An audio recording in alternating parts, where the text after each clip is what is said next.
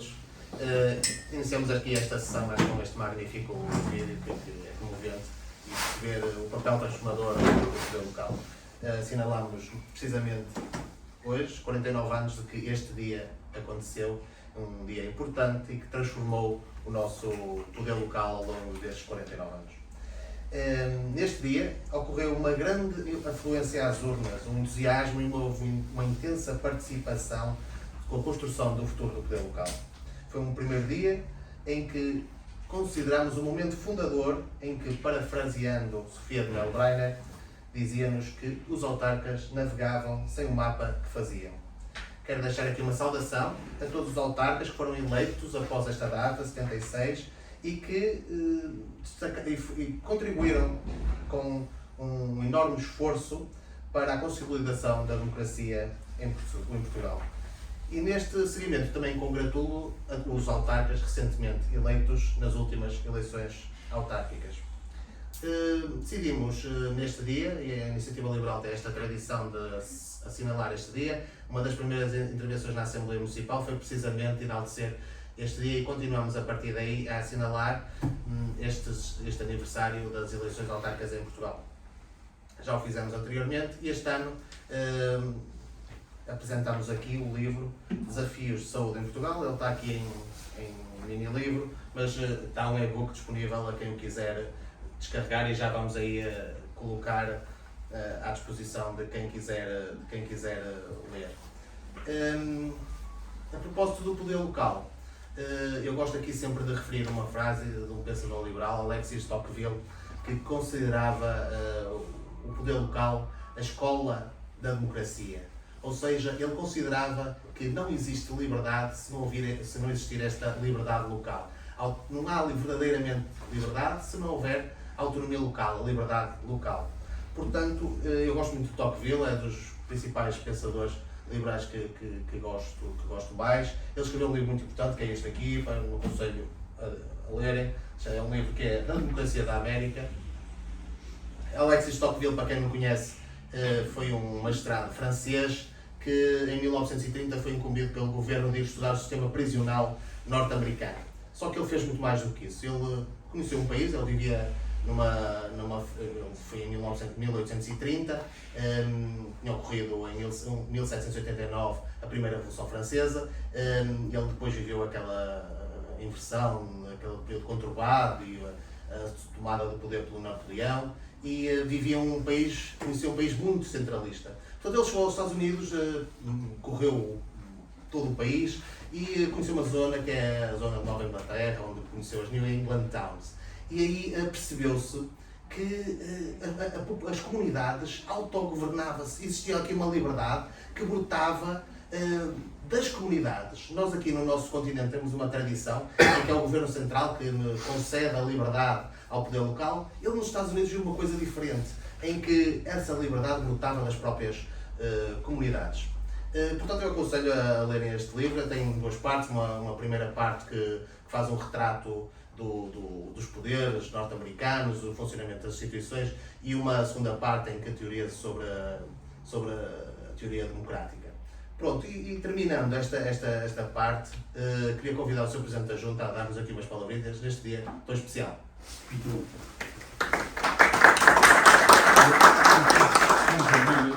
Encapotado, mas frutas.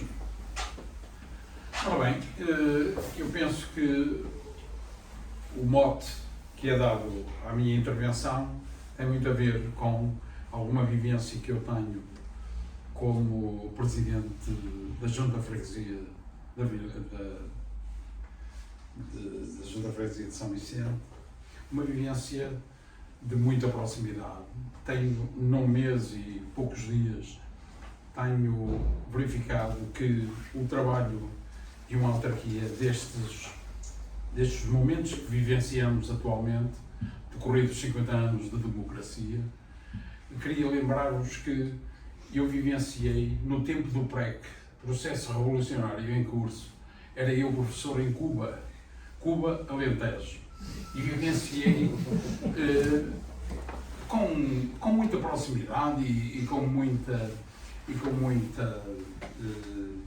de uma forma muito aguerrida, vivenciei aquilo que as pessoas faziam numa localidade pequena no distrito de Beja.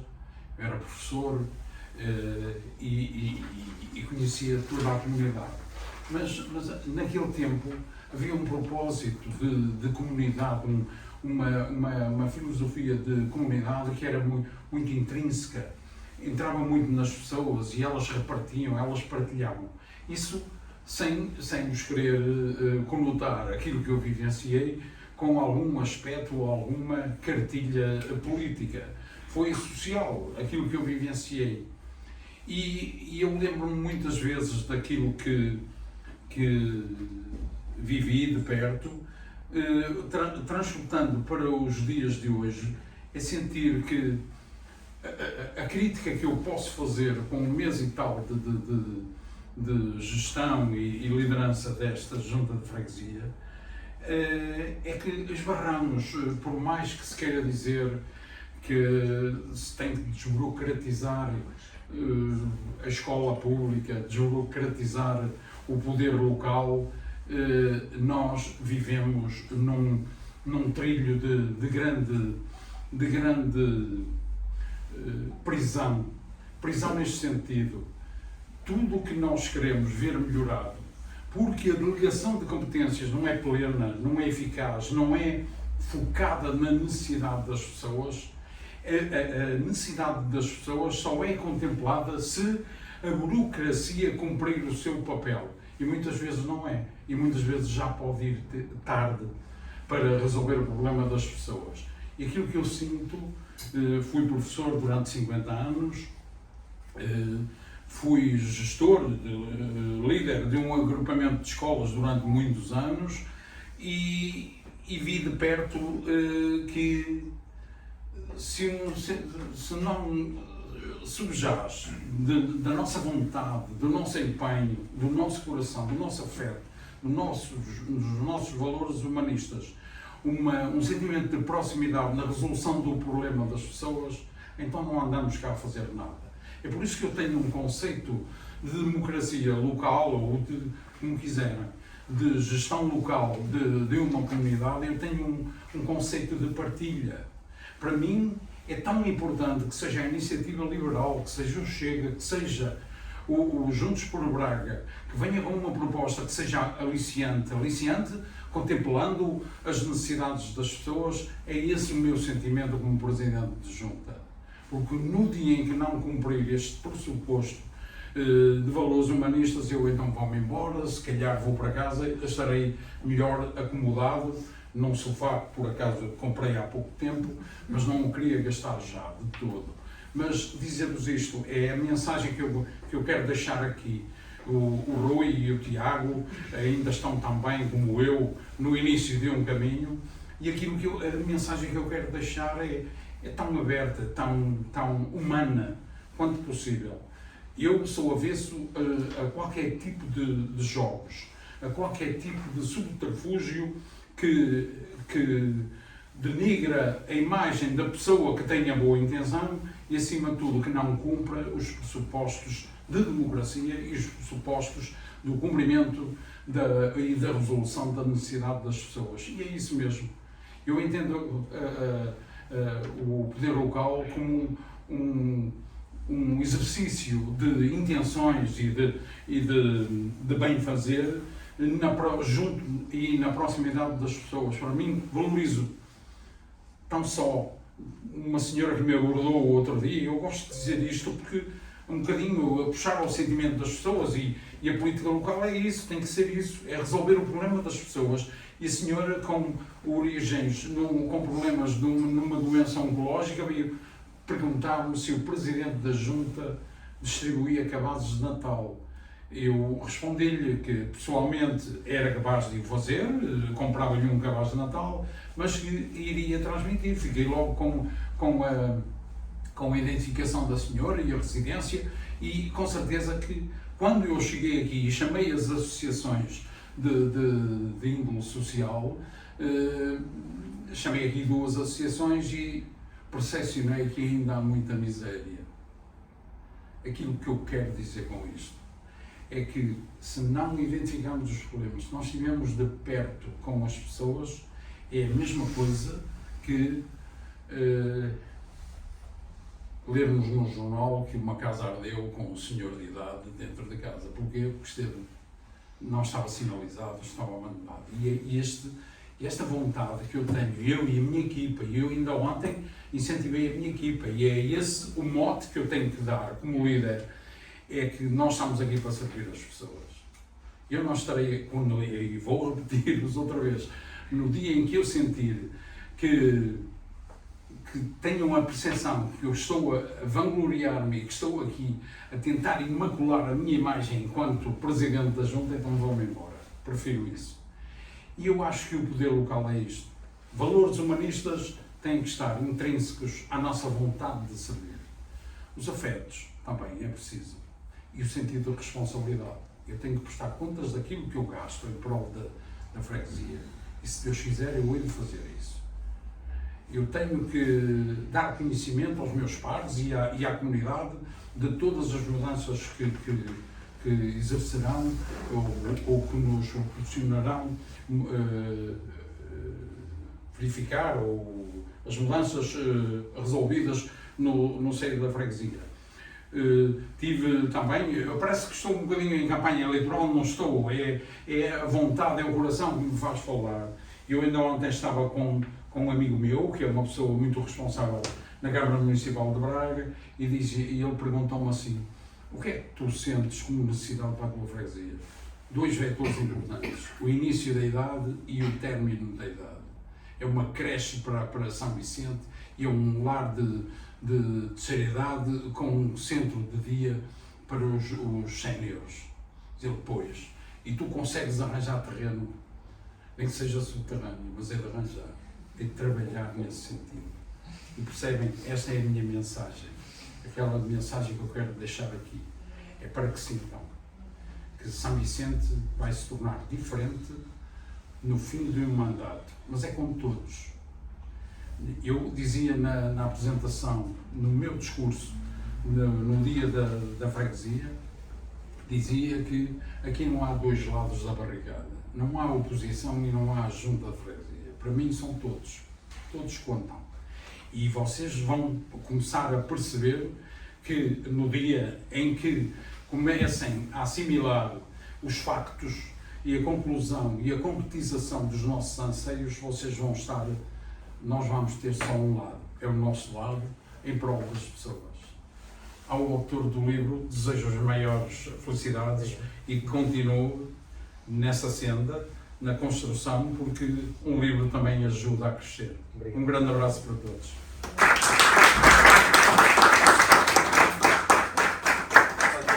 Tenho a amabilidade de entregar. A Iniciativa Liberal costuma trabalhar nesta ponta. Tenho que pagar alguma coisa? Não. Costuma trabalhar o conhecimento e o desenvolvimento do conhecimento profundamente. Portanto, tenho aqui o prazer de... Esta é uma publicação que fizemos antes das autárquicas e é o que está a sair. Muito obrigado. Eu queria vos contar aqui um episódio que sucedeu anteontem. Nós fomos chamados à Câmara Municipal numa Assembleia Municipal extraordinária, e estava lá o vosso grande chefe, o Dr. Rui Rocha. Ele dirigiu-se a mim, a única vez que eu estive com ele, e eu achei singular este gesto dele. Eu tenho problemas de mobilidade, porque em julho colocaram-me aqui uma prótese na anca. E encontrei-me ali no Largo dos Penedos com ele, estávamos no último dia de campanha, no Largo dos Penedos, toda a equipa, e ele dirigiu-se a mim. Então, o senhor é que... Ele devia ter visto nas fotografias, estava aí nos placares. O senhor é que é o candidato a presidente, sou doutor, e se Deus quiser eu vou ganhar isto. Assim, com toda a convicção. Anteontem, quando eu entrei, a primeira pessoa que se dirigiu a mim foi o Rui Rocha. Veio ter comigo e disse assim: você já está melhor, eu disse assim: doutor, você tem uma memória fantástica. Fiquei muito agradável. Era só isso que queria partilhar. Obrigado a todos. E obrigado. Peço desculpa. Só aqui um pequeno vídeo. Malta de Braga, muito boa tarde a todos. É com muita pena que não estou aí convosco, mas queria deixar-vos aqui uma mensagem e para congratular pelo excelente trabalho na publicação do livro sobre a saúde. É um trabalho muito importante e, aliás, Braga, a cidade de Braga, por causa da PPP de Braga, é um bom exemplo do que deveria ser o nosso sistema de saúde, uma colaboração ativa entre o setor público, social e privado, todos a trabalharmos juntos no mesmo barco, que é cuidar das pessoas, e o Hospital de Braga era um bom exemplo disso. Funcionava bem, era serviço público, era prestado em igualdade de circunstâncias com os restantes hospitais públicos, mas era gerido por um operador privado. Poupava dinheiro ao Estado, as pessoas estavam satisfeitas, os resultados eram bons, eram entregues bons cuidados de saúde, e quem me diz não é apenas iniciativa liberal, não somos nós,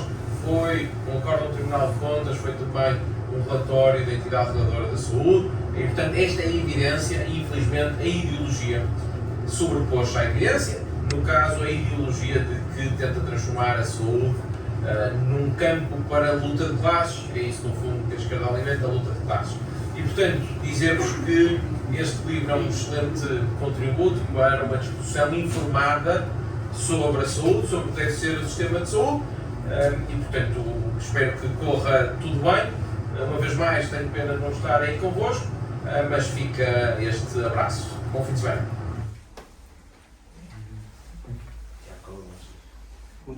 Vamos agora colocar aqui o QR Code para download.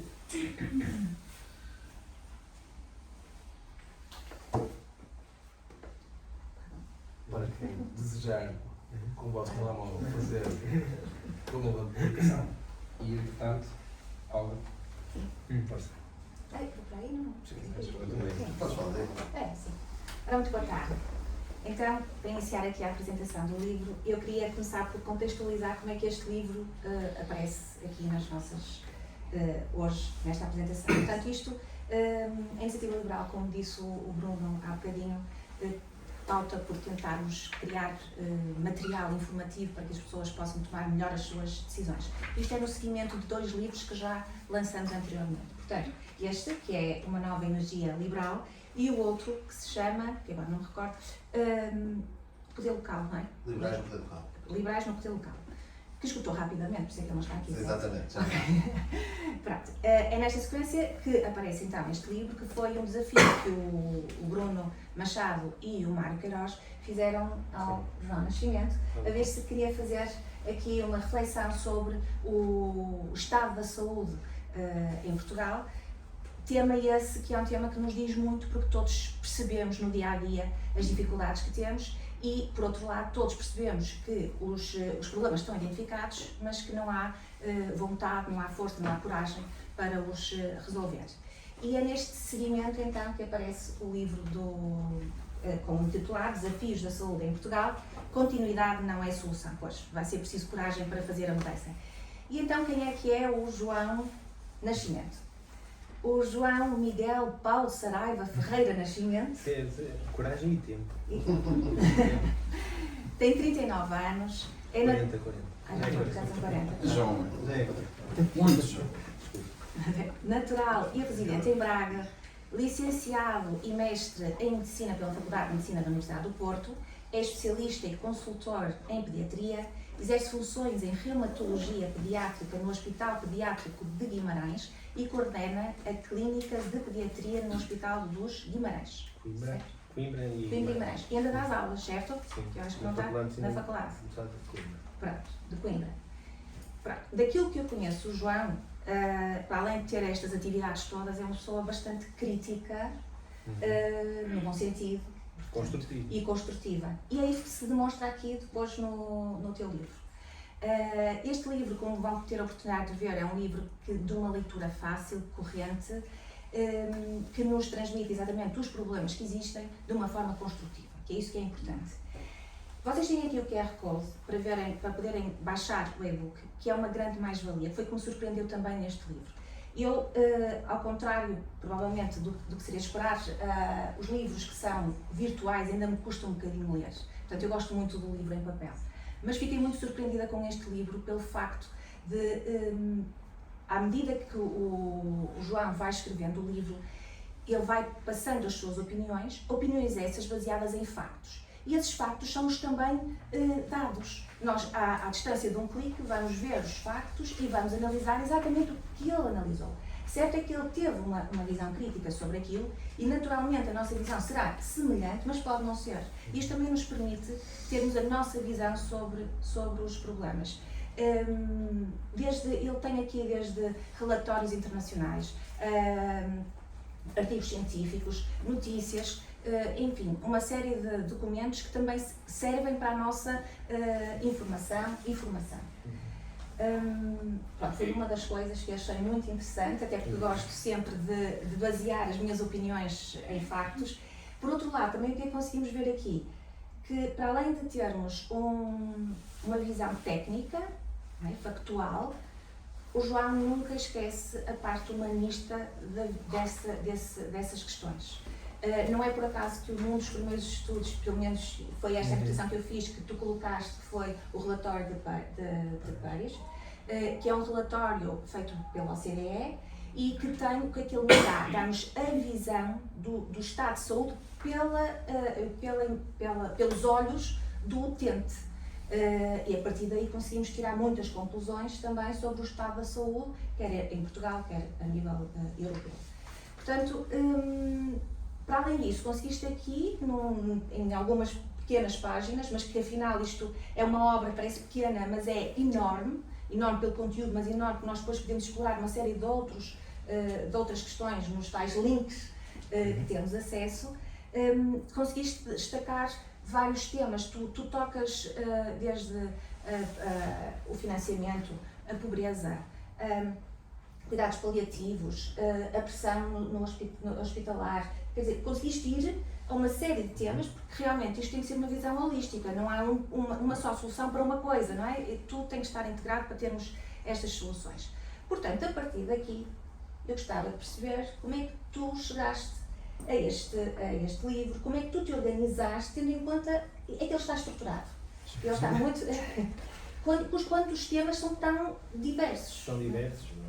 Basicamente houve uma partilha de conhecimento, uma adição de conteúdo que foi, acho que foi o resultado pessoal, interpares, colegas meus, que partilham visões contrárias e idênticas, e também o estímulo que a própria IEL me permitiu, o Mário, o Bruno, continuamente estimularam a procura de... porque a minha área sendo pediatria, fui versar áreas e fui obter conhecimento de outras áreas que não estaria nem de perto nem de longe, julgaria que estivesse do meu interesse, mas para discutir a saúde de uma maneira global, acho que foi importante receber o estímulo deles para continuar à procura de o que é que a Europa, porque os dados existem. Nós, em Portugal, conhecemos os dados, sabemos o que é preciso fazer, demoramos muito a atuar. Chega a ser frustrante perceber isso. Aliás, Quando vemos que a realidade noutros países data sensivelmente o que nós sentimos agora, por exemplo, sentiu a Holanda, sentiu a Dinamarca em 2007, por exemplo, é revelador que nós chegamos à parte do conhecimento, mas demoramos depois em intervir. Sabemos o que sabemos, neste momento temos claramente os dados na nossa mão, cada vez mais transparência, existe cada vez mais transparência na saúde. Depois é o outro lado, sabemos o que é preciso fazer, mas falta-nos não digo vontade, é difícil. É difícil. E nós temos aqui ou seja, um peso ideológico que também nos trava imenso, que cria aqui umas amarras que não nos permitem às vezes avançar para situações que são mais de ruptura, não é? Entramos mais em confrontação do que querer ouvir a opinião e ouvir com o que é que eles estão a dizer. O que é que o outro lado nos mostra, o que é que nos quer dizer, porque há várias soluções, vários modelos. Aliás, na apresentação que trago hoje, 4 modelos de países distintos de como lidar com a saúde, todos eles a funcionar. Quer dizer, se eles sentiram isto mais cedo que nós e caminharam também, e referem todos a dificuldade que foi, mas perceberam que no tempo atual da medicina o nível de cuidados, nós não podemos estar persistentemente a insistir na defesa de um modelo quando ele pode estar basicamente datado porque o tempo evoluiu. Se nós queremos tratar melhor e estar ao nível dos pares europeus, temos que perceber que esse caminho, se calhar, deve ser algo parecido ou semelhante aos pares europeus. Pois os modelos de como fazer isso, eu próprio tenho as minhas dúvidas. Daí eu hoje trazer 4 modelos de países, podemos falar um bocadinho e ver se se adequariam ou não à nossa realidade. Mas o caminho futuro será esse, porque existir sempre neste modelo, eu costumo dizer assim, a gripe vem todos os anos e as dificuldades continuarão todos os anos se não atuarmos. Percebe? É nesse sentido, e ao encararmos o problema e não o mandamos para baixo do tapete, ao começamos a pensar, pelo menos a pensar, o que deverá ser feito. É isso que... E como sinto na pele isso todos os dias, e sinto que ainda vale a pena lutar por um SNS. Ainda vale a pena, quer dizer, vale a pena, vale a pena, mas perceber se esse SNS, o que é que ele pode oferecer, se não precisa de se ligar ao setor privado, ao setor social, de forma transparente, que neste momento não é o que ocorre. Pois, a questão é que neste momento nós temos efetivamente o Sistema Nacional de Saúde a funcionar, que, com parcerias com os privados, mas a sensação que dá é que isto está tudo, não há rei nem rock, não é? Está tudo, não há uma linha, não há um fio condutor, não há uma estrutura organizada de maneira a integrar os serviços. Num sistema de saúde. Num sistema de saúde, exatamente, que no fundo é o que a sua saúde defende. Por outro lado, nós às vezes temos a questão relacionada com os custos, não é? Nós queremos mudar para um sistema com os privados e depois vemos a história e queremos privatizar a saúde, que não é nada disso, portanto isto são os papões que tentam colar a estas ideias, mas na verdade este financiamento que é preciso, e numa fase inicial até pode haver um maior custo para que o sistema fique implementado, futuramente as coisas terão um custo menor. Mas o que é certo é que neste momento aquilo que a Constituição diz e que a Lei de Bases diz é que o nosso sistema de saúde deve ser universal, equitativo e tendencialmente gratuito. E o que nós verificamos é que isto não acontece. 30%, não é, do valor, já é mais um bocado, do valor da despesa em saúde é paga pelo bolso das pessoas. Portanto, gratuito ele já não é? A despesa pública noutros modelos de sistema de saúde é maior do que a nossa. A despesa pública das países. E a despesa privada é menor. E é menor. A despesa das pessoas é menor. E nós pagamos 2 vezes o sistema, no fundo. E é preciso perceber isso com factos, com dados, e não só com contradizer e com a contra-argumentação fácil. Agora vou ser um bocadinho provocador. Vocês querem ou defendem só o setor privado, que é aquilo que a IEL tem que estar sempre a ouvir. Não. Isso é o papel liberal. É o papel liberal. O que nós queremos discutir é o modelo entre o prestador e o pagador. Se é o modelo atual que nos levou ou nos conduz a esta situação, temos, eu costumo dizer, todos os anos, o inverno agudiza, vai acontecer para um ano, igual. Ou se de facto há um caminho diferente que outros países seguiram e se somos capazes de seguir esses modelos ou não. Ou se deveríamos pelo menos discutir as abordagens que vários outros países tiveram, porque o curioso é, por exemplo, 4 modelos completamente distintos na sua gênese, mas que parece funcionar. Posso ser ainda mais, o francês, o alemão, o holandês e o dinamarquês, completamente distintos, diferentes entre eles, mas que funcionam e dão respostas. Na Holanda ninguém fica sem médico de família, na Dinamarca também não. E isso é um dos motivos. Nós, se calhar, no Norte até não sentimos muito isso, é verdade, mas não podemos dizer o mesmo do resto do país. Portanto, nós nem temos que inventar a roda, ela já existe, não é? Portanto, aqui só falta mesmo a coragem para se tornar, para se fazer, para se transformar. Tu estavas a falar que tinhas uma apresentação Eu achei que poderia ser engraçado falar um bocadinho. Podes pensar, certo? O livro versava sobretudo porque as autárquicas, isto também em termos de saída do próprio livro. O livro tem conteúdo até ao primeiro semestre de 2025. Eu achei que era engraçado trazer o que é que tem acontecido na última metade do ano. Se alguma coisa mudou, mudanças políticas, não é?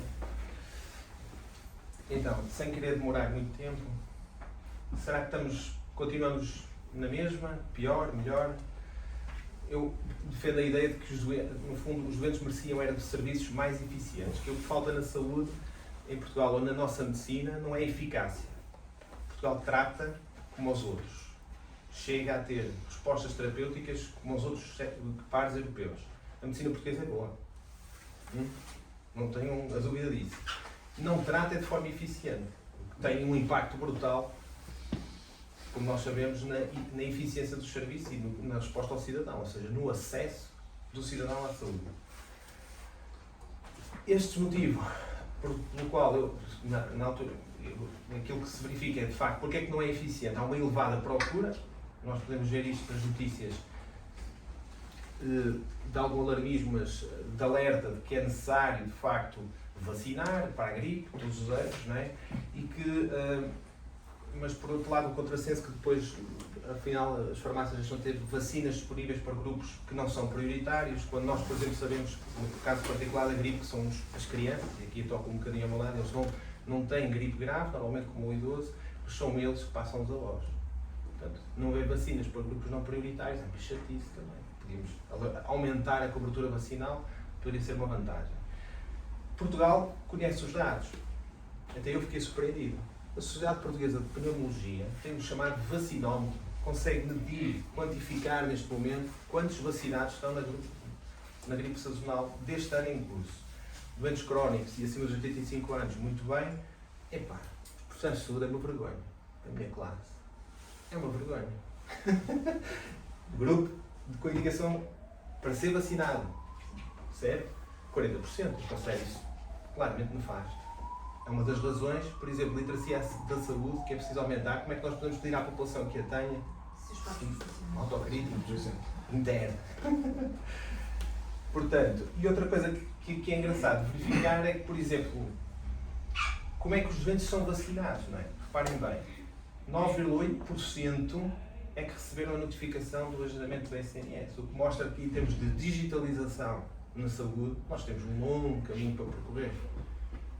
Realmente, fico feliz que quase 40% sejam por recomendação do médico. Mas reparem, aquela notificação para os grupos de risco obrigatório, sem saúde mandar uma mensagem ao utente que tem acima de X idade para ser vacinado, só 10% é que recebeu isso. Doutor, permite-me, os 9,8%, porque recebeu notificação de agendamento pelo Serviço Nacional de Saúde, é pouco. É muito pouco. Estamos a falar num tempo em que... dos dados pessoais. A base de dados atualizada.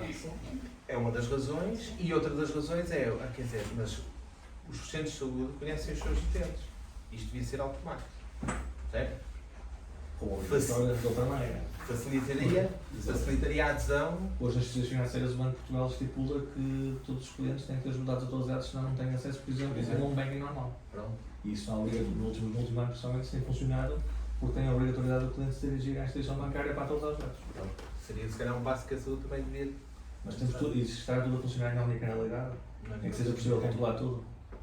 Não consigo dizer, não consigo responder a essa pergunta, mas a minha reflexão aqui prende-se mais com a questão de só esta porcentagem receber uma notificação. É baixíssimo, na minha opinião. Só uma campanha temorizada de conselho. Claro, podemos falar do pró-vacinação ou a obsessão da vacinação, mas é claramente que há aqui grupos identificados de risco que só receberam notificação esta porcentagem. Há aqui um longo caminho.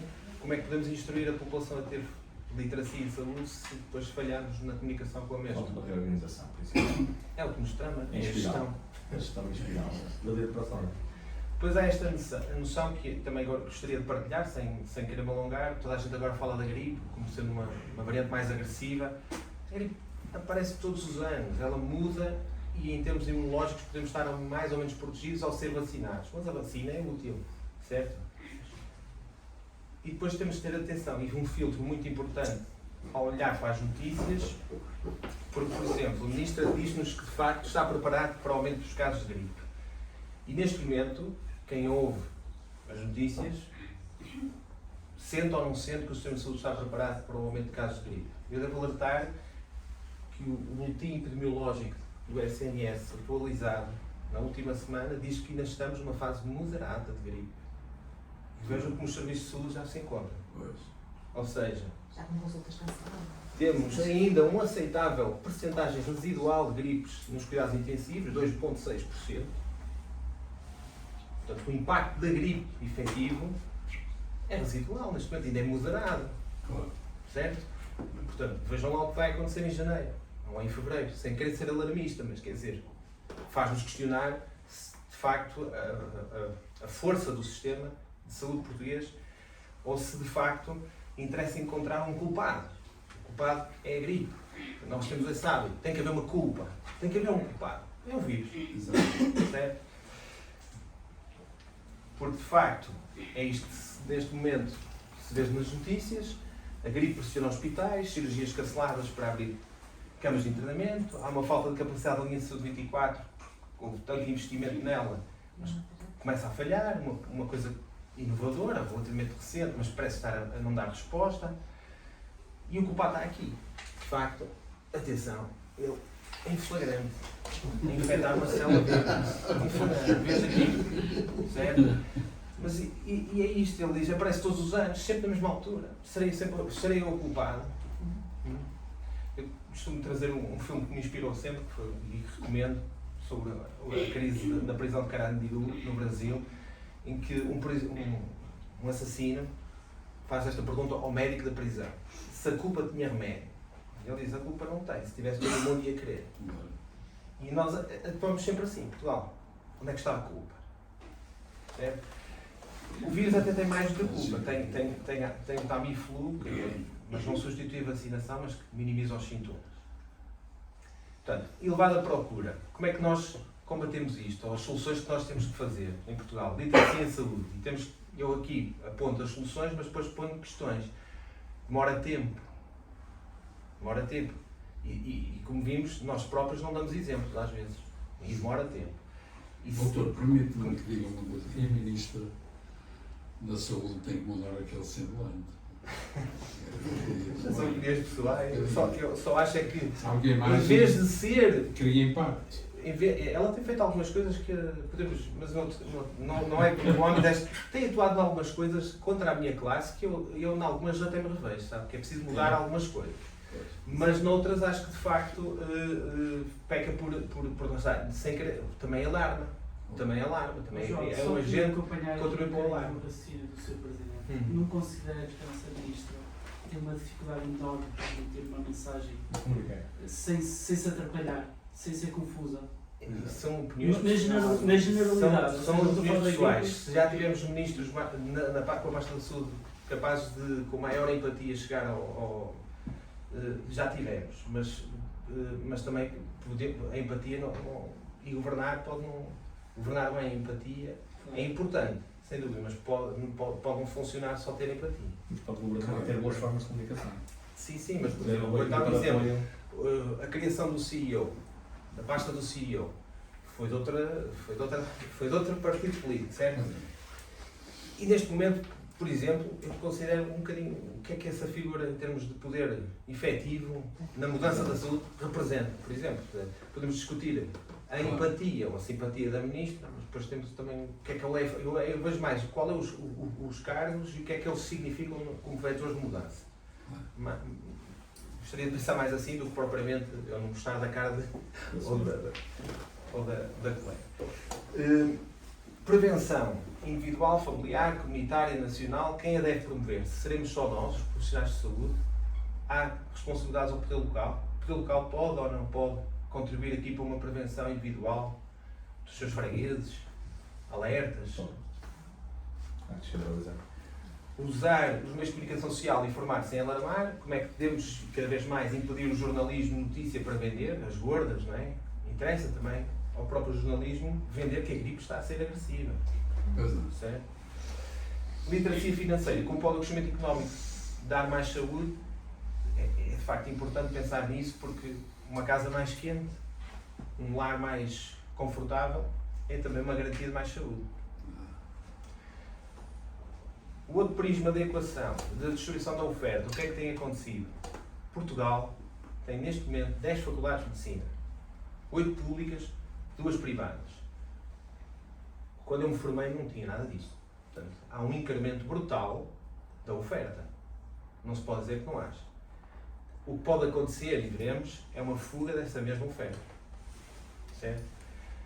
A própria Ordem dos Médicos é importante ao estabelecer as regras que permitem até profissionais de outras latitudes, de outras partes do mundo, virem para o nosso país, sendo também um organismo que garante a qualidade de quem entra, exercer, ou que o modelo de equiparação ao modelo português. E também é importante conhecer a Ordem dos Médicos para definir o que é o ato médico e se há ou não delegações de atos que podem ser atribuídas a outros profissionais. Eu queria alertar só esta questão, cada vez fala-se mais, atualmente, da delegação de competências, sobretudo na área da obstetrícia. É esse o caminho que queremos escolher? É uma pergunta, porque parece estar a ser um caminho que está a ser escolhido. Doutor, Se isso, em termos de cuidados, é uma garantia futura para o português, para o doente, para o interesse do doente. Eu não falo do interesse do médico, o interesse do doente. Diga. A Ordem dos Médicos, naquele caso fortuito, para mim é um caso fortuito, da delegação de competentes das vossas competências nos enfermeiros, nos profissionais de saúde, isso colheu algum resultado positivo? É difícil perceber. Agora, o que a lei diz, de 2019, é que Foi não devem incluir perdão. outros profissionais de saúde na realização de atos próprios dos médicos. Depois pode-se discutir o que é o ato médico. Pois. Mas isso é curioso, está em Essa- lei pois, estabelecida e, portanto, podemos estar já a ter que rever a lei, se for o caminho escolhido esse. A questão que eu pergunto é se o doente, perguntado ao doente, o que é que ele preferiria. Certo? É um médico. Pois. Aí, mas podemos estar aqui, falamos há bocado de luta de classe, aqui também há uma luta há uma luta, mas a questão aqui é, no interesse do doente, o que é que seria melhor? Mas tens obstetras a fazer parte. Já vamos ver, já te explico, já te digo onde é que eles andam. Não estou a dizer que no norte da Europa, são os belos para lá. Eu não estou a questionar, quando eu estou a lançar, e pode ser um modelo que nós podemos ter que seguir. Há países europeus que escolheram isso. E se calhar está na altura dos próprios médicos e enfermeiros verem se isso correu bem. Porque um dos problemas nossos é, vamos fazer igual, não é? Mas não sabemos se aquilo correu bem, ou se o doente de lá achou que isso era bom. E também há outra questão, cultural. Cultural. Eu vou dizer, o nórdico não vê mal nascer-se em casa. São coisas também culturais, certo? Mas nós estamos em Portugal, temos que perguntar, se calhar, ao doente português o que é que ele prefere. Exatamente. Antes de mais, porque todos somos doentes. O interesse é de todos nós, não é? É perguntar se nós, o que é que nós preferíamos com as nossas redes culturais e o que é que nós preferimos. Para já, na lei, o que está definido de ato médico estabelece que deverá haver aí algum travão nessa ideia de entregar a pasta, por exemplo, de alguns atos estritamente médicos que estão definidos na lei a outras classes profissionais, embora isto seja um bocado discutido. Porque pode também ser uma luta para proteger em demasia a classe médica. Certo? A Ordem dos Médicos tem feito um caminho no sentido de tentar dar resposta a um aumento da atratividade dos médicos. Esta notícia de 1 de outubro de 2025, a Ordem dos Médicos defendeu na sua ideia 25 medidas que o Governo devia seguir para orientar as suas políticas para aumentar a atratividade e a retenção dos médicos no SNS. Cerca de 2 meses depois, já estava a acusar a tutela de não inverter ciclo de afastamento dos médicos. Se calhar estava a ser demasiado também otimista. Em 2 meses, reverter logo a questão. Mas havia ali questões importantes, como por exemplo, tempo para formação ao interno. Não sei se têm a noção, é completamente pro bono nosso. Excede o horário nosso. Certo? Faz parte de. Tens que dar formação.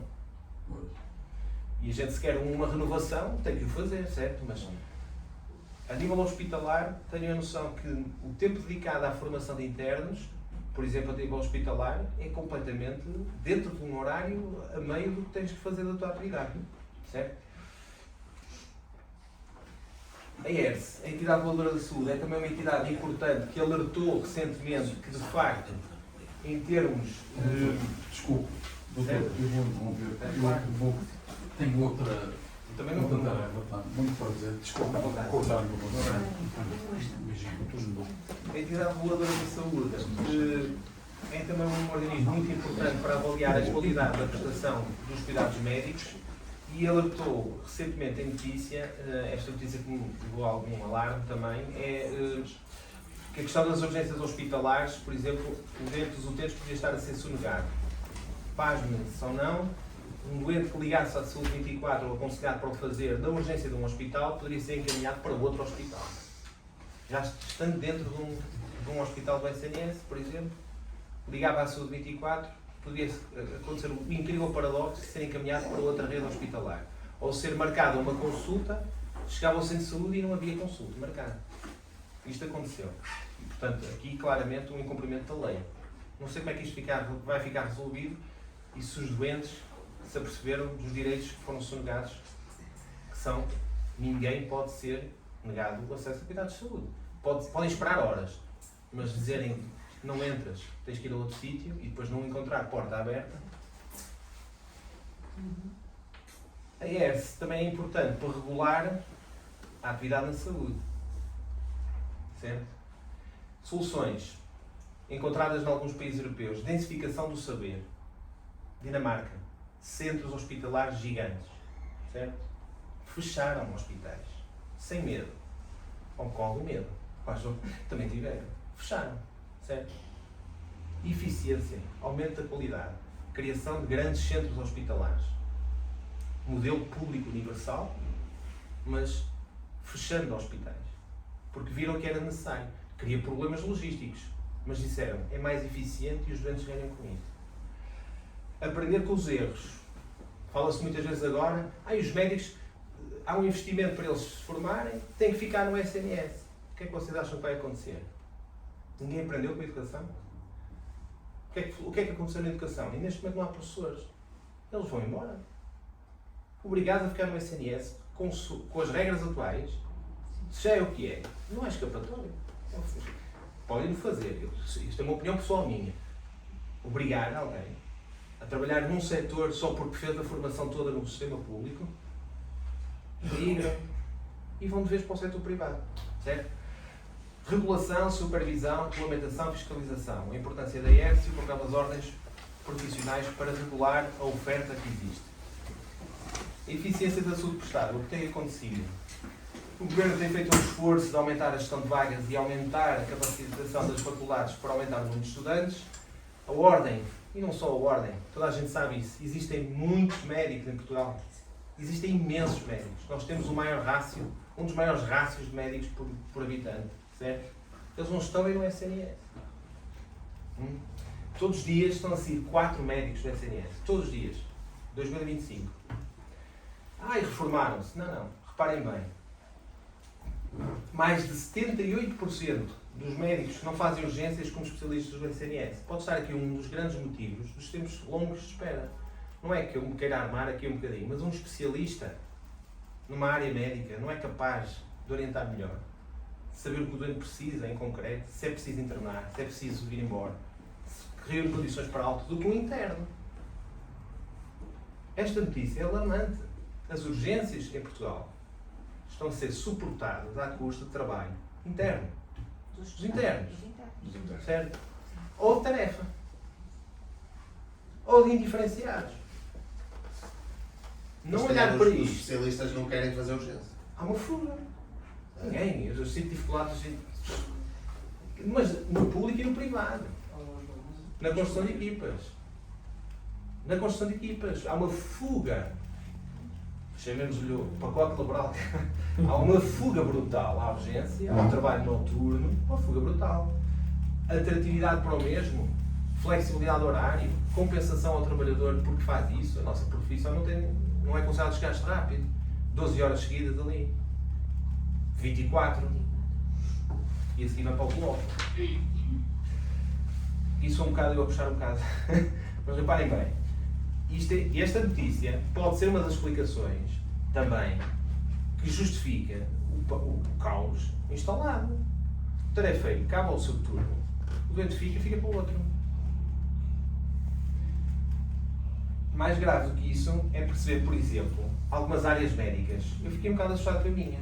Quase metade dos pediatras, quase metade, está fora das unidades públicas.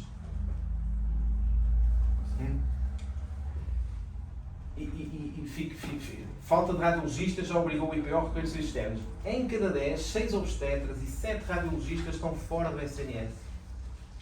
Ecografia, horário noturno, no SNS. Onde? Pronto.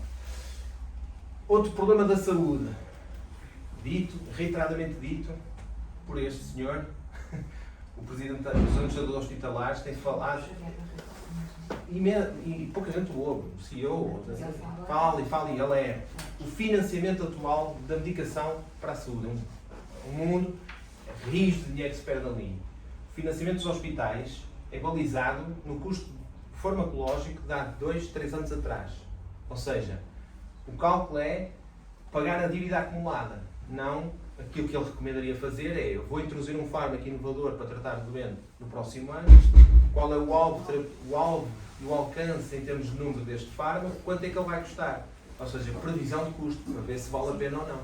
Portanto, porque há um custo que é eu pagar o fármaco, e se já é de 2 a 3 anos, que é é um custo financeiro, porque ele vai aumentando. Depois os hospitais têm que se financiar. Há também a questão do fatalismo civilizacional, que é a insatisfação permanente e o desassossego, que leva à eficiência da medicina ser posta em causa com a justiça dos cuidados. Vou-vos dar um exemplo. Pode ser um bocadinho paradoxo, mas os grupos anti-vacinas depois adoecem. Às vezes adoecem a valer. Não tiveram as vacinas. O nosso modelo atual trata-os de forma igual, certo? Mas em termos de eficiência, de custos para todos, o que se vacinou, eu costumo dizer, paga 2 vezes. O que se vacinou e até adoeceu, não é? Pagou a saída e depois pagou o interesse brutal de quem nem quis saber. Certo? Ou seja, estamos a chegar a sociedade, isto é uma questão mais filosófica, mas por exemplo, eu quero emagrecer sem mudar os meus hábitos de alimentação. Então tomo o Ozempic. E o Ozempic devia ser... Meu Deus, que eu vi agora lá, não estou a falar daquela colega, estou a falar... E X porcentagem é o Estado que dá.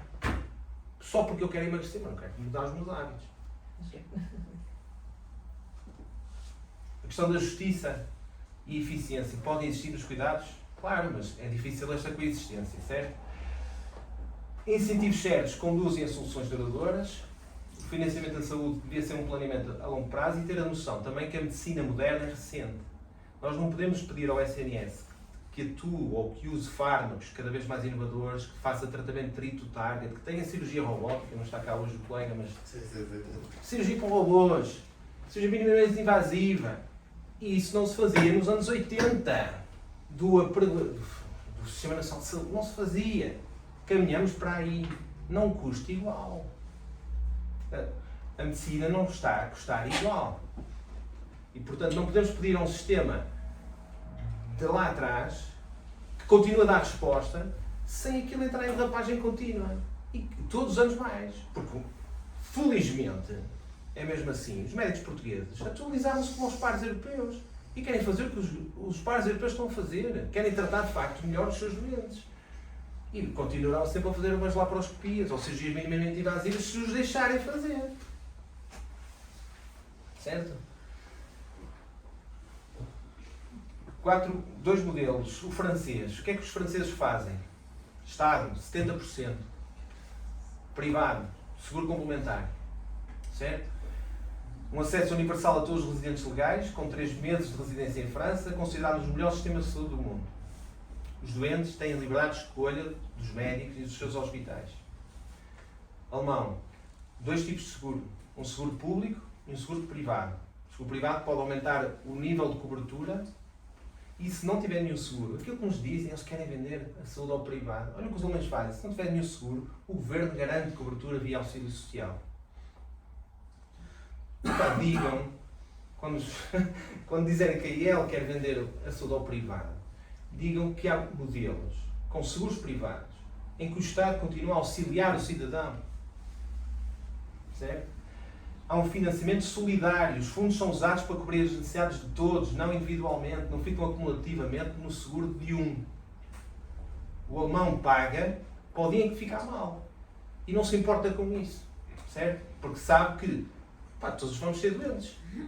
Costumava dizer um chefe que eu estive muito, já se formou, dizia assim: o saudável é o doente que ainda não está a chegar. Toda a gente vai ter doença. Portanto, Dinamarca destoa destes, mas é um país com o menor índice de desigualdade social do mundo, certo? Sistema de saúde público e universal para nativos e residentes, sem custos diretos para a maioria dos tratamentos, que nós temos imensos. A única forma de aceder ao hospital, no entanto, na Dinamarca, é via médico de família. Ok? O cidadão respeita o sistema, porque o sistema também respeita o cidadão. O dinamarquês não se importa de ir só ao médico de família, porque acredita no médico de família. E outra coisa, tem médico de família. Porque sabe que tem resposta. E não se importa, vou primeiro ali, se precisar ele manda-me para o hospital. Só situações life-saving é que não. Certo? Pode ir direto. Mas um dinamarquês não vai para a porta da urgência. Não pode. Certo? Podemos depois discutir, é isto que queremos, é este o caminho, não é isto que queremos. Isto é um sistema público, universal, diferente dos outros, com base em seguros, mas que põe, como é que eu vou dizer, barreiras ou disciplina. Isto custou. A eles, não julguem que não. Mas acharam, é assim, funcionará melhor. Bastante caro também. A Dinamarca gasta 11% do PIB para manter esse sistema de saúde. Mas tem uma coisa deliciosa que nós, então, estamos anos-luz disso. A responsabilidade dos cuidados é o Estado, 5 regiões dinamarquesas e os 98 municípios. O poder local tem poder efetivo na prestação dos cuidados. Lares, medicamentos. E fez uma reforma, reparem bem, em 2007 e um acordo político só fechado em 2024, dessa reforma efetuada em 2007. Reparem bem o tempo que é necessário para reformar, eu costumo dizer, a saúde por um todo. Este foi o tempo que a Dinamarca precisou. Criação de super hospitais, grandes complexos, modernos, que centralizam os especialistas. E disseram assim, alguns hospitais privados e públicos vão fechar. Não é eficiente mantê-los. Vejam bem o que era preciso mudar aqui, certo? Podemos discutir se é este o modelo para o qual o país está preparado, ou se é um modelo, por exemplo, como o francês, um modelo como o alemão, ou um modelo como o holandês.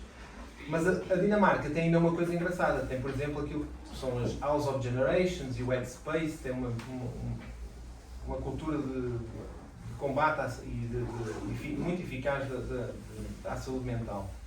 Tem ainda, por exemplo, são líderes e pioneiros na hospitalização domiciliária, certo? E, por exemplo, também na comunicação remota com o doente, com a digitalização. Regra geral, a Escandinávia. E temos aqui uma PPP, um poder local, com soluções credíveis e exemplares. Eu não me vou alongar em relação à questão de Braga. Mas, por exemplo, temos aqui uma PPP num sistema público e universal. Funcionou e que acharam que era útil porque, por exemplo, tornou um hospital pediátrico muito mais atrativo. A Fundação entrou financiando a parte lúdica do hospital. Para os miúdos é importante, certo? A parte logística, física do próprio hospital, a construção do hospital foi uma entidade. E o governo dinamarquês, que acredita na saúde pública, disse assim, juntem-se a nós, financiam parte do investimento. Uma PPP com exemplo, porque às vezes o problema de cá é que às vezes os PPP podem não funcionar assim tão bem, não estou a discutir a questão, mas é engraçado ver outras latitudes e ver o que acontece. Na Holanda, seguro privado obrigatório, mas regulado pelo governo, que é o tal problema que nos dizem, os seguros privados, custos, prémio mensal. Isto temos que ver à luz do vencimento holandês, 110, 150 euros mês, uma franquia inicial de 350 euros. Mas também aqui, ninguém fica de fora. Se não tiverem, podem receber ajuda do governo para pagar o prémio. Ou seja, o que nós vemos aqui, quer no alemão, quer no holandês, fica mais barato ajudar alguns do que estar a ajudar todos. O seguro básico garante um médico de família, emergências, internamentos, medicamentos com receita, cuidados de maternidade e cuidados de saúde mental básicos. Uau! E as coberturas extra, só se for dentistas e fisioterapia para lá das 10 sessões. só precisar de 10 sessões, garante o seguro básico. Os cuidadores primários são também eles que coordenam o tratamento e a referenciação. Quando é que a Holanda decidiu fazer isto? 2006. Tinha um sistema como o nosso atual, público e privado, e viu que estava a perder rios de dinheiro. A eficiência na saúde era o modelo nosso, tinha sistemas públicos e privados. E disse que, este senhor, disse, muito importante nesta reforma, que havia uma desigualdade no acesso aos cuidados de saúde e o crescimento das listas de espera tinha que acabar. A Holanda, em 2006, se calhar nós já também tínhamos em 2006, mas a Holanda achou que era preciso mudar isto nesta altura. Quando olhamos, curiosamente, e a data é importante, foi em 2006 que eles fizeram, vemos que a despesa total em saúde por PIB, reparem bem, a Holanda, com os seguros privados, o Estado, de despesa pública, é maior que o português. Mas depois, o peso dos medicamentos na saúde é menor. A divisão da despesa, como a Olga tinha dito há bocadinho, reparem, a percentagem em Portugal para as famílias é esta. No dito e famigeradíssimo e apregoadíssimo Sistema Nacional gratuito e universal para todos, que na prática, vamos lá fazer as contas, vamos ver se é mesmo assim. As famílias portuguesas gastam mais do que as holandesas, pagam diretamente mais para ter saúde.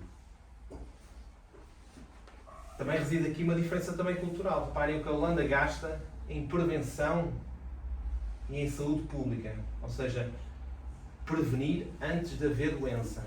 Gasta muito mais do que Portugal.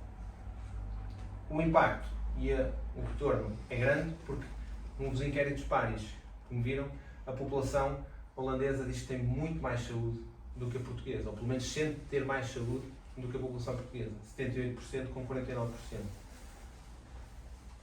Não era só isto que queria dizer.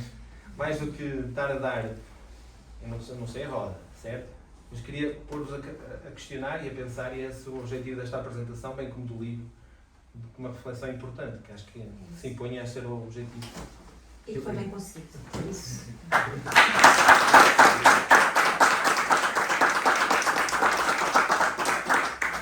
Acho que agora, se eventualmente quiserem fazer alguma questão. Uma pergunta para. É assim, tendo em conta que o SNS foi desenvolvido nos anos 70, tendo em vista uma pirâmide etária normal, com muito maior gente nas partes inferiores da pirâmide e muito menor gente nas partes superiores, será possível manter um Serviço Nacional de Saúde num modelo próximo, nem digo igual, mas próximo ao que temos agora? É difícil. Tendo em conta que temos uma pirâmide etária invertida e com crescentemente mais gente nos escalões superiores que vão obrigatoriamente necessitar de mais cuidados urgentes de saúde, caso fiquem doentes, e até mais cuidados continuados ou cuidados paliativos, e que isso acaba sempre por custar muito mais ao Estado do que alterando o modelo, e que no curto prazo até pode custar mais, mas que no longo prazo pode acabar por custar muito menos.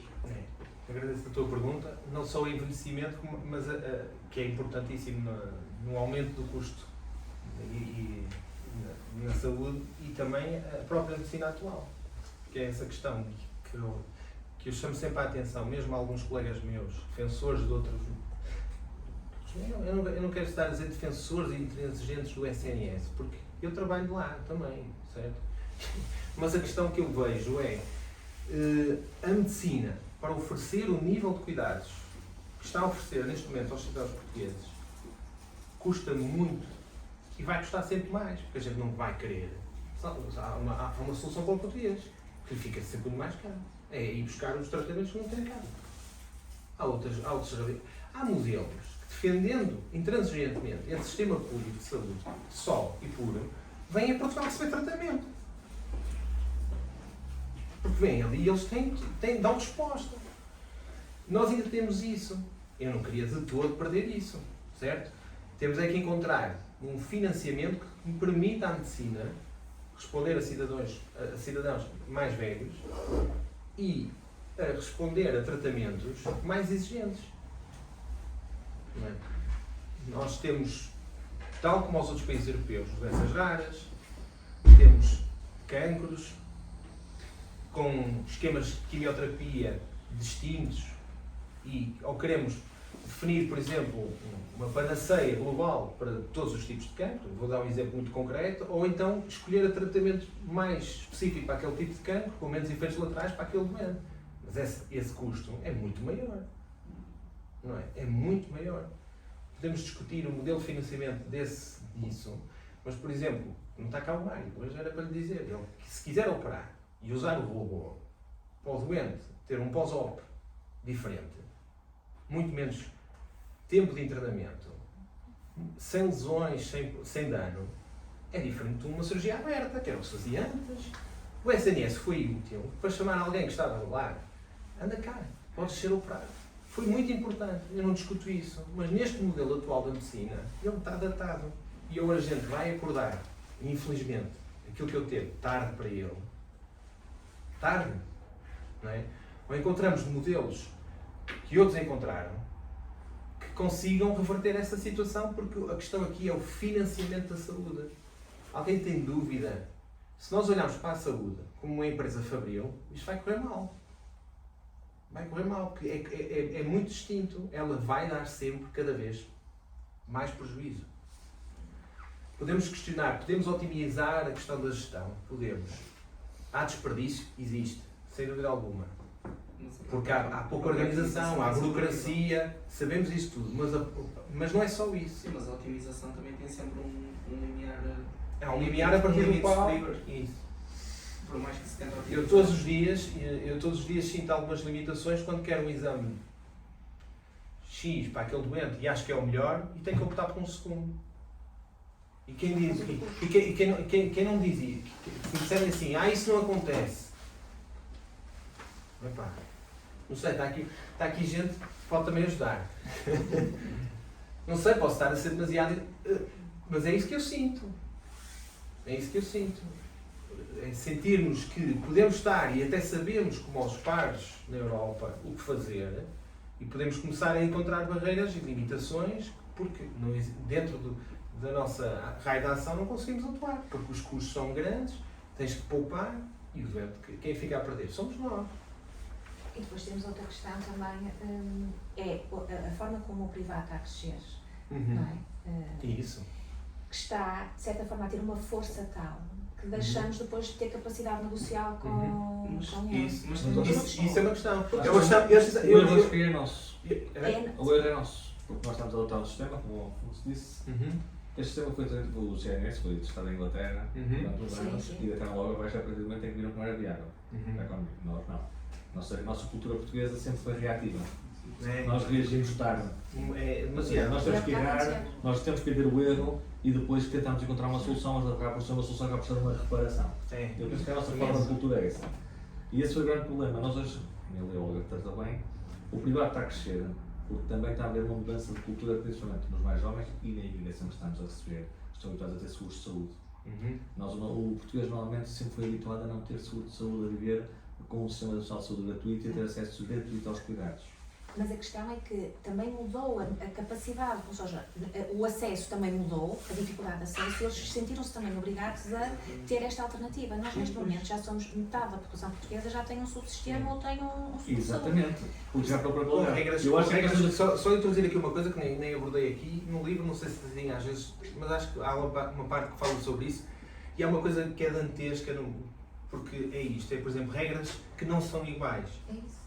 Obstetrícia, equipas que no SNS exigem ser X, no privado não é assim. Exato. E eu pergunto, a ERSE exerce a sua atividade de forma limpa, com a consciência limpa do que fazer, porque, reparem bem, eu apresentei aqui, eu não estou a defender nenhum modelo, eu apresentei aqui um que testou dos outros, que é o dinamarquês, certo? Sistema público e universal. Mas o que é que a Dinamarca fez? Fechou hospitais para se tornar com mais qualidade e eficiência. Teve a coragem de dizer assim, tu não podes, porque não garantes o mesmo que aquele grande hospital garante. Há um desafio logístico, que no nosso país também se põe. Que é a mobilidade. Basta ver na cidade de Braga, ainda hoje para chegar aqui. Ou seja, a mobilidade na Dinamarca é um dado adquirido que, pronto, tenho que me deslocar até Copenhague ou até Aarhus, mas eu chego lá, a tempo. Coisa que cá, às vezes, O sistema de emergência está como está. Estão a perceber? É isso. Mas a Dinamarca fechou mesmo. Estamos numa cidade, é o que eu vou dizer agora, mas vou ter que dizer. Quantos hospitais tem Braga? Quantos hospitais tem Braga? Quantas unidades hospitalares tem Braga? 4 ou 5. 4 ou 5. Não gera pressão de recursos. Alocação financeira. O problema são os seguros privados ou estas entidades que vão beber ao SNS, o SNS não consegue responder por falta de profissionais e financiamento. Eu acho que é essa a questão. Não haver. Nós temos, só para finalizar, desculpa, a ideia do. Aliás, eu não sou contra os privados, como devem calcular. Acho que as coisas estão desorganizadas e. Eu tenho esta experiência, por exemplo, na farmácia. Às vezes chegam lá utentes a falar sobre a questão de marcação de exames, por exemplo, nos privados. Eles já fazem seleção, já fazem seleção dos utentes que querem atender primeiro. Portanto, se eles vêm do SNS, eles não têm vaga tão rapidamente como alguém que vai com um seguro a nível privado. Não é? Porque o pagamento não é o mesmo, mas reparem, eles já se dão ao luxo, digamos. Isto é um negócio. De fazer Há uma situação, até por exemplo, o valor hora, médicos, pagar mais ao valor extraordinário de hora do que a valorização do horário normal de trabalho. O que permite a prevaricação, incentivos errados dão resultados errados. E às vezes, até na televisão têm direito a aparecer. Será possível implementar uma reforma na saúde se temos uma classe de nobreza que são os administradores hospitalares, que até uma associação tem? Eu acho que que circulam de hospital a hospital e que fazem disto carreira sem apresentar resultados. Depois entramos no capítulo da meritocracia, dos cargos, quem é que ocupa os cargos da saúde, se tem mérito para os lá estar ou não, quem é que decide a sua alocação. Às vezes muda a cor política, mudam as cadeiras, sistematicamente, sem avaliação do trabalho efetuado, foi ou não foi útil, mesmo que a cor política seja diferente. E lá está, isto é uma cultura que se muda, se calhar noutros países não é isso que importa. Na Dinamarca e na Holanda houve uma concertação global de todos os partidos para uma reforma efetiva, certo? Não foi um partido, foi um consenso global. E reparem, o que eu acho que é um bocadinho perigoso e na minha assustador é que demora tempo. Estamos a falar de países que dão, se calhar, dão-nos uma coça noutros setores, em termos de intervenção e ação política. E na saúde, a Dinamarca demorou este tempo todo. Reforma estabelecida em 2007, acordo político em 2024. A criação dos hospitais tem um alvo temporal em 3 anos. Acham que aquele hospital pediátrico em Copenhaga está construído em 2027. Reparem o tempo que a Dinamarca demorou para concretizar isto. Eu não quero estar a ser demasiado pessimista, mas vendo o que nós demoramos a decidir,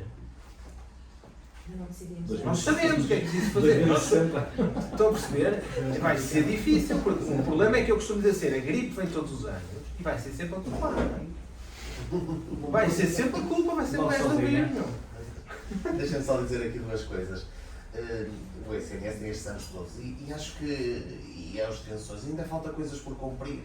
Nomeadamente, tivemos uma conferência aqui há 2 anos sobre a saúde mental, muito interessante, foi um professor da Universidade de Minho, em que praticamente é inexistente a saúde mental no nosso SNS, não é? A parte ainda é um modelo muito antigo. Exatamente, e muito farmacológica e já totalmente ultrapassada. O tempo de primeira consulta para pedopsiquiatria em Portugal é vergonhoso. Outra parte foi aqui há 2 anos, nós estivemos reunidos na altura com o que estava à frente do organismo da saúde aqui em Braga, o SES, e ele tinha-nos dito que iam criar uma cadeira de saúde no centro de saúde. Uma cadeira de saúde, uma cadeira dentista no centro de saúde. Uma cadeira para esta população toda. Não é nada, não é? Não ficaria mais barato subcontratar isto, externalizar, não é? Agora, ter uma cadeira no centro de saúde para tratar uma população gigantesca como é de Braga não vai conseguir dar resposta. E a tendência que temos ficado é a concentração de serviços. Não é? Temos visto, por exemplo, na margem sul do Tejo, tem sido essa a concentrar serviços. Não é? Mas feito à forma de remendo, não é? Sim, exatamente, sem nada a pensar. Nada a pensar, é forma de remendo, é fechar porque não há capacidade, não há recursos e a tal, não é obrigação, mas também não vejo, é uma solução, lá está, de remendo, obrigar a deslocação de profissionais para ir tudo para um lado, mas é uma solução de remendo. A questão que deviam perguntar é se valeria a pena estar aberto um ou outro, ou se faria sentido organizarem-se num único centro hospitalar. Exatamente, de raiz. Não é? Nós estamos no Minho, temos quantos hospitais no Minho? A Dinamarca fez esta pergunta e decidiu, se calhar basta 2. Estão a perceber? Foi isto que eles fizeram, para se manter um sistema público. Outros países disseram assim, vamos manter a capacidade instalada, porque isto custa muito. E em termos populacionais, até culturais, se calhar um dinamarquês lidou. Isto às vezes tem a ver também com o lado, podemos achar que não, mas tem muito a ver com esse lado. Vou-lhe dar um exemplo. Chegar a Famalicão e dizer assim, olha, a tua maternidade não faz sentido. Tens que ir nascer a Braga. É uma revolução. Estão a perceber? É uma revolução. Isso também pode ter sido o que fizeram, perguntando ou vendo, ou equacionando na Holanda, isso não sei em concreto, no momento em que eles fizeram a reforma de 2006, e a Holanda disse assim, não, temos capacidade instalada já criada, vamos utilizá-la, mas com um modelo diferente. Mantiveram tudo aberto, mas obrigaram à contratação do seguro privado. Eu penso que é um bocado agressivo, apesar de tudo. Dizer assim, você não pode simplesmente prestar cuidados de saúde simplesmente porque é privado ou porque simplesmente... Eu acho que acaba por ser, do ponto de vista de quem executa, um bocado arrogante assumir que consegue ser mais eficiente do que aquilo que presta efetivamente os cuidados. Nós sabemos isso, não é? Se hoje em dia o privado consegue efetivamente, do ponto de vista funcional, ser mais capaz e que surge no meio de todo este caos, é porque efetivamente está a ser mais eficiente do que aquilo que o público está a ser. Eu percebo que eu não tenho conhecimento prático do funcionamento local, ou se é uma concorrência que pode ser considerada, de certo modo, justa, não é? Por causa das condições que me disse há pouco, uns têm que ter uma coisa, os outros já não precisam ter, isso eu concordo perfeitamente. Agora, eu acho que de certa maneira, se nós olharmos para o panorama, as pessoas estão a arranjar a solução. Porque elas vão efetivamente arranjar uma solução na falta de... A questão é que está a pagar 2 vezes pela sua saúde. Claro, isso eu percebo. Isso é que não pode acontecer. Eu sou um dos sistemas. Já operei os meus filhos. Mas não é justo. Não é isto que mas na Holanda opta por um. Pronto. Tem um, não tem que pagar 2 vezes. Exato, pelo menos isso. Na Alemanha, dizem assim, ganhas X, tens... Como é que é? Na Alemanha fazem, tens X rendimento, tens um seguro público, 14% do salário bruto dividido entre a entidade, um empregado e um empregador, cobertura dos dependentes, os filhos estão assegurados, podemos escolher isso. Depois de poder. A questão em Portugal é que se devia começar a pensar se isto deveria. O medo, a discussão devia cingir-se podemos não conseguir ter esta amplitude de cobertura que tem o seguro alemão, que é um país rico, consegue dizer os filhos não precisam, estão assegurados, vai ao pediatra e não paga nada. O seguro do pai, na Alemanha, o seguro do pai engloba os filhos. O público, o seguro público, seguro, que é um seguro de saúde, e o seguro privado, para quem ganha acima do limite de obrigatoriedade de seguro, ou é funcionário público, porquê? Porque dá a garantia do vencimento, não é? É maior e a cobertura aumenta ainda mais. A questão nossa em Portugal deveria ser a discussão de seguros, o que é que eles podem, dentro de uma regulação que pode ser pedida ao Estado a fazer, porque o Estado pode definir o que é que, as regras do jogo, tem direito a fazê-lo. Estamos a falar da saúde, um bem consagrado na Constituição. Ou seja, isto não é igual a fazer um seguro de um carro. Percebem?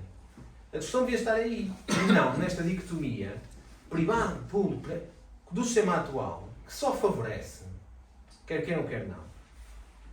o outro lado, porque quando complicam as coisas, mandam para o outro. Certo, mas também resolvem situações.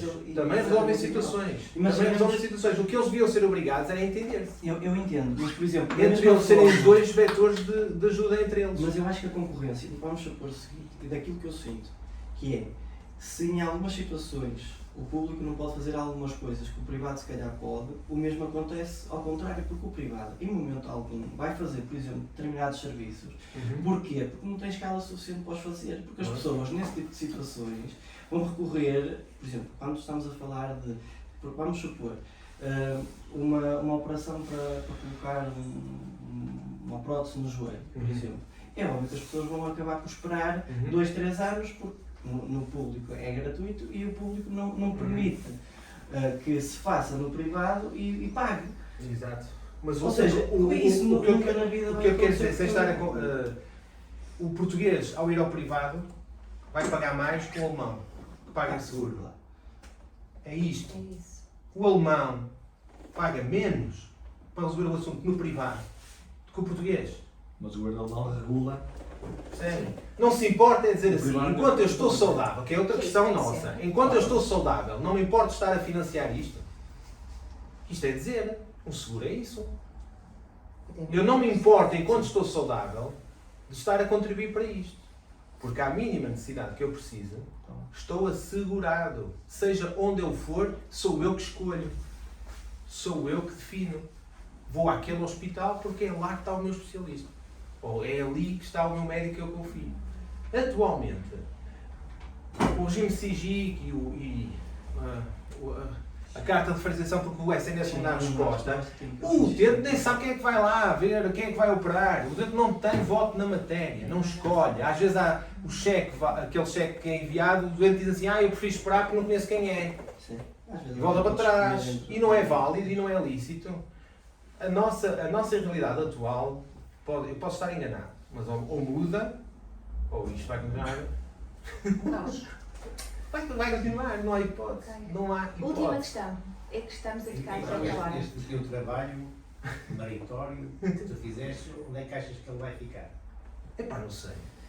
Isto para mim foi quase uma catarse. Foi eu constatar, ver assim, epá, foi isto.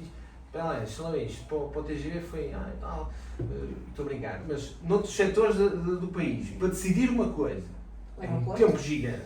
Se na saúde, países que são muito rápidos, demoram imenso.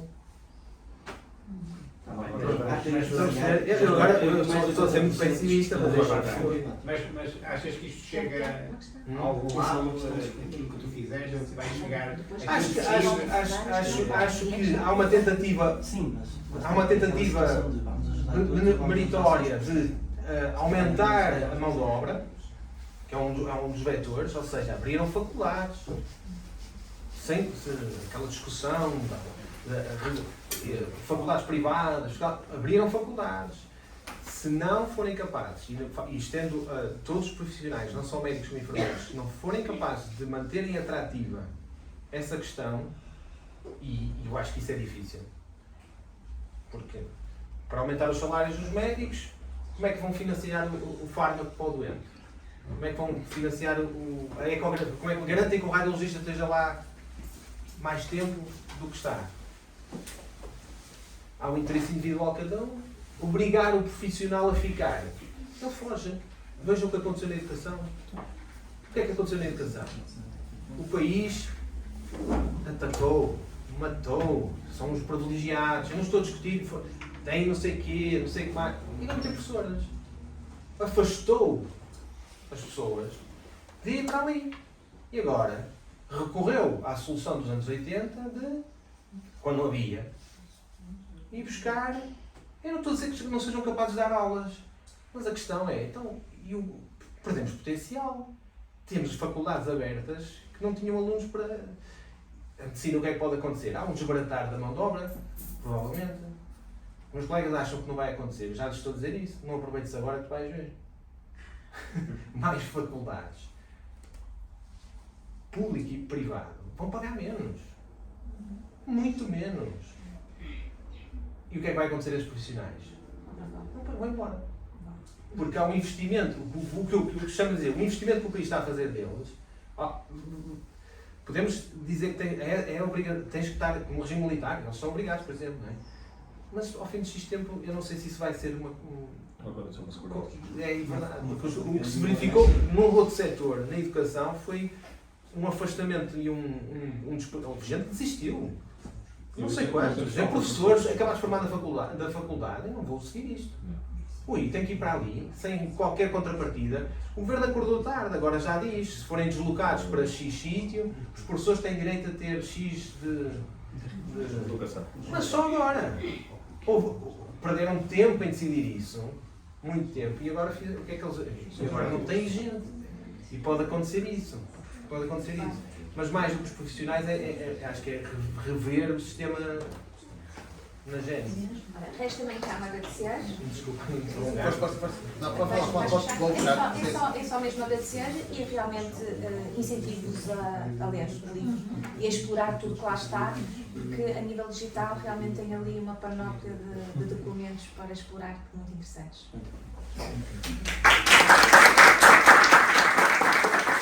Espero no fundo que a IEL lidere estas discussões. Já está a liderar por sua saúde. A sua saúde fez mais amplamente discutida. Mas acho que era o interesse dele. Só para fechar, agradecer a vossa presença, agradecer ao João ter feito esta iniciativa, agradecer à Olga ter feito esta apresentação do livro e tenho aqui que, para terminar, dar aqui uma última palavra ao Mário Queiroz. O Mário Queiroz foi extremamente importante neste livro. Se o livro existe... Eu dei um contributo agora na parte final, mas o Mário Queiroz é extremamente importante. Posso dizer que se calhar 80% ele teve 80% e eu estarei a 20%, porque portanto este reconhecimento ao Mário Queiroz é mais do que justo. Ele não pode estar aqui hoje, mas não poderia deixar passar esta sessão sem fazer este reconhecimento público, está bem? Muito obrigado a todos e bom fim de semana.